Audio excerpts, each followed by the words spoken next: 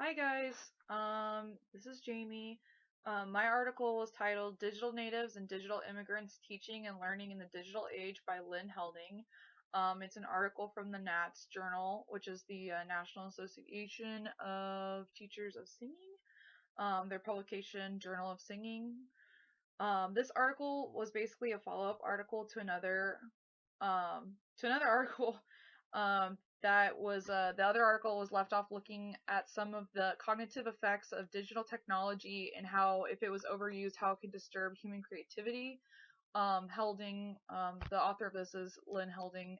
So Helding sets out to see if the digital age is overwhelming us or if it is helping us. And she basically starts by giving us some opinions and facts by other authors and other researchers as to whether or not devices are exceeding our brain's cognitive load or if it's actually helping us.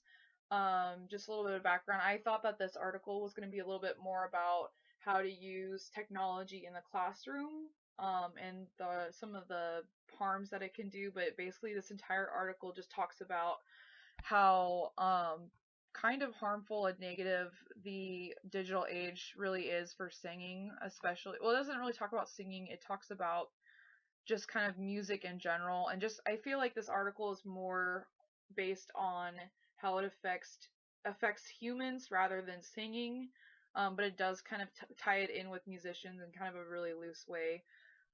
Just a really quick, digital natives are those who are born into the digital age. And digital immigrants are those who have migrated into the digital age. The author argues that teachers who are avoiding the digital age are not doing themselves any good or they're just kind of harming their students. But that kind of seems a little odd to me because the rest of the article basically discusses how cell phones, internet, laptops, everything else is actually harming our students. So this article is kind of interesting for me. Her first point is that musicians' lives have already been affected by digital life, whether you think it has or hasn't. There's been printing presses, industrial revolution that advanced technology and how that came about. Musicians nowadays don't have to self-manage themselves. They now have business cards that they can do online. They have you have your contacts in your phone. You have internet. You have email. You have everything that you need on your phone. And so musicians can get jobs easier. They can access all parts of the world, talk to contacts, keep relationships, networking. And so that's one of the positives, though, about the digital age. A negative, though, is that creative, well, there is the positive is also there is a new place for creative output and exploration. And I feel like we kind of see that with some of the new media communication stuff going on, and we also see some of that with what's the program that we have here at OSU where they're doing new stuff with music and technology and some music production stuff. So you're starting to see a little bit of that. But one of the negatives, though, is that audiences' attention spans are actually shorter, and their tasks of memory, learning, and recall have suffered due to the digital age. And researchers are actually starting to they want to prove this, but it's really hard to prove, and I'll talk about that a little bit later. The next part of the article discusses how human behaviors in the brain um, are evolving and revolving around the digital age. And research was actually conducted with an MRI scan of people's brains while they were completing two different tasks, one while they were reading a book and one while they were doing a Google search. And the research found that the brain activity doubled when people were using a Google internet search rather than reading a book, which is kind of fascinating to me. That seems absolutely insane. And then another concern with the digital age is that students are actually starting to become obsessive. And it talks a little bit about a researcher who tried to do an interview with, I think, a high school student, and he asked to take away her phone, and she kind of freaked out about it. And I mean, I work at a band camp, and we take away their cell phones for the week, and I was the cell phone rec person at recreation time. I'd give them their cell phones back, and it was amazing to me the amount, and even just in like 4 or 5 years when I was a kid there, they just started using this policy of taking away the cell phones, and now 6, 7 years later, the amount of kids, like every single kid has a cell phone. Almost every single kid comes to check it out for recreation time at one point or another, and it just blows my mind. And I completely agree, though, that students are addicted to technology. That ties in my next thing is also teachers and educators are addicted to their technology. There was a really cool article, though, or a presentation at OMEA, though, how to use technology and apps for your classroom, and I actually got some really good stuff out of it. And so I think that there's parts of this, there's positive parts to this that this article doesn't talk about, but I won't get into that. I did think it was interesting, though, that the experts are starting to believe that ADHD and ADD are starting to occur in people who aren't predispositioned, because it is a genetic disease and you can find it within certain people. But people who don't have this predisposition to it are starting to be diagnosed with ADHD, especially children, and ADD, and they think that it's linked through cell phones and other kind of digital devices. There's not a lot of research out there that proves any negative effects, but this absence of evidence does not mean that it is not necessarily harmful. And it's kind of scary to think about how the digital age is really changing our entertainment industry, because there's less people going to live public concerts. There's more people pirating music, buying music online, sharing music.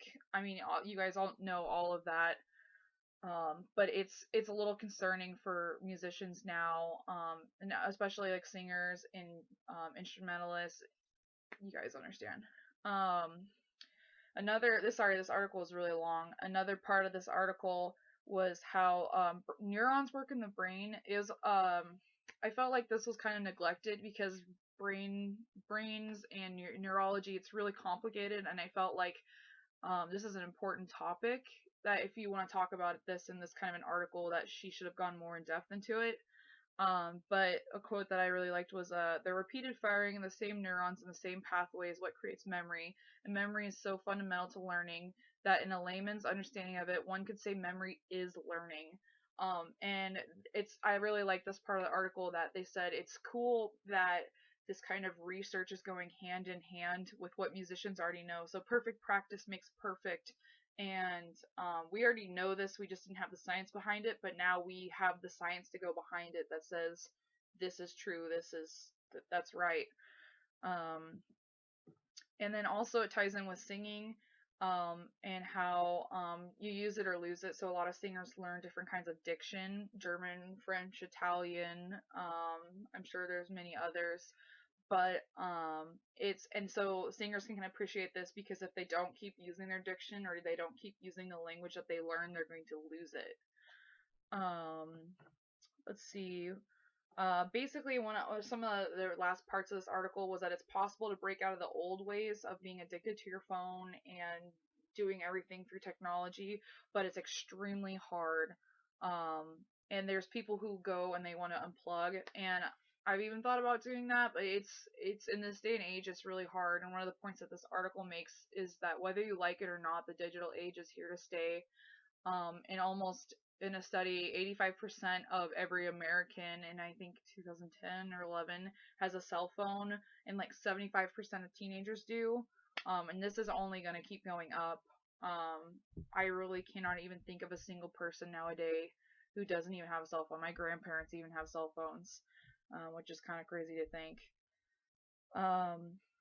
Basically, it was kind of confusing to me, because this article ended on, so my main point of this whole thing was that cell phones shouldn't be in the practice room. So I thought this was a really interesting article, but I thought it could have been structured better.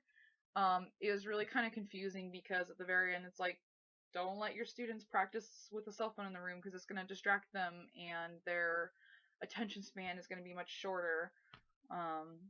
So there's that. But basically, this long article short, as I said, this article is essentially focusing on the motor learning theory, and how the majority of vocal students don't spend their time with their teachers, they spend their time outside. So you need to make sure that you communicate with your students. When you practice, you need to practice. You can't have, I use my cell phone for metronome, but I don't text, I don't do emails, I just focus on practicing. And there's some other stuff in there about how people switch tasks and stuff. I felt like this is a pretty complicated article, so if there's anything that I said that doesn't make sense, or there's anything else that you want more information on, please let me know. I'd be more than happy to talk with you about it. Thanks. Bye.